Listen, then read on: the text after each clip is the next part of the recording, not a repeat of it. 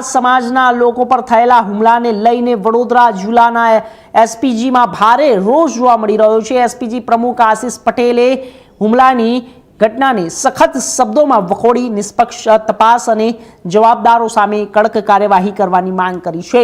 છેલ્લા 5 થી 7 વર્ષથી રાંદલી મંડાળા સહિતમાં ગામોમાં પાટીદારને ટાર્ગેટ કરવામાં આવતા હોવાનો અને ખોટી એટ્રોસિટી હેઠળ ફસાવવામાં આવતા હોવાનો પણ ગંભીર આક્ષેપ કર્યો છે। સ્થાનિક સ્તરે ન્યાય નહીં મળે તો વડાપ્રધાન નરેન્દ્ર મોદી અને કેન્દ્રીય ગૃહમંત્રી અમિત શાહ સુધી રજૂઆત કરવાની એસપીજીએ ચીમકી ઉચ્ચારી છે। દિલ્હી જઈને રજૂઆત માટે સમય માંગવામાં પણ આવ્યો હોવાનું આશિષ પટેલે દાવો કર્યો છે।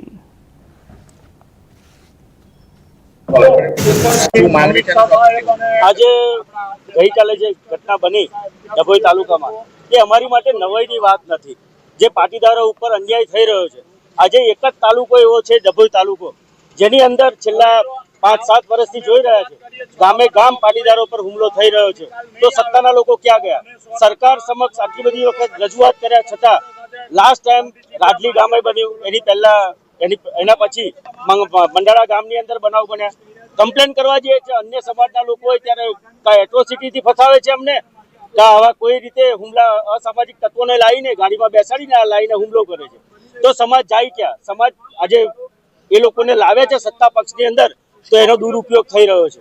આજે જિલ્લાની અંદર કે રાજ્ય સમક્ષ જ્યારે વાતો મૂકી છે ત્યારે અમારી વાત કોઈ ધ્યાનમાં લીધી નથી। હવે ટૂંક સમયની અંદર રાષ્ટ્રપતિ પ્રાઇમ મિનિસ્ટર સાહેબ મોદી સાહેબને અને અમિત શાહ સાહેબની બી ગઈકાલે ડભોઈ તાલુકાના ભીલાપુર ગામ ખાતે પરેશભાઈ પટેલ જેઓ કાલે બેઠા હતા અને પાછળથી આવીને હુમલાખોરોએ જે હુમલો કર્યો એને લઈને પાટીદાર સમાજ સંગઠન મધ્ય ગુજરાત આ વાતને વખોડી અને આજે પરેશ પટેલ જેઓને નવરંગ હોસ્પિટલમાં એડમિટ કર્યા છે એમની મુલાકાતે આવ્યા છે અને બધા આ વાતને લઈ ભેગા થઈ અને ઉપર સુધી આની રજૂઆત કરવાના છે।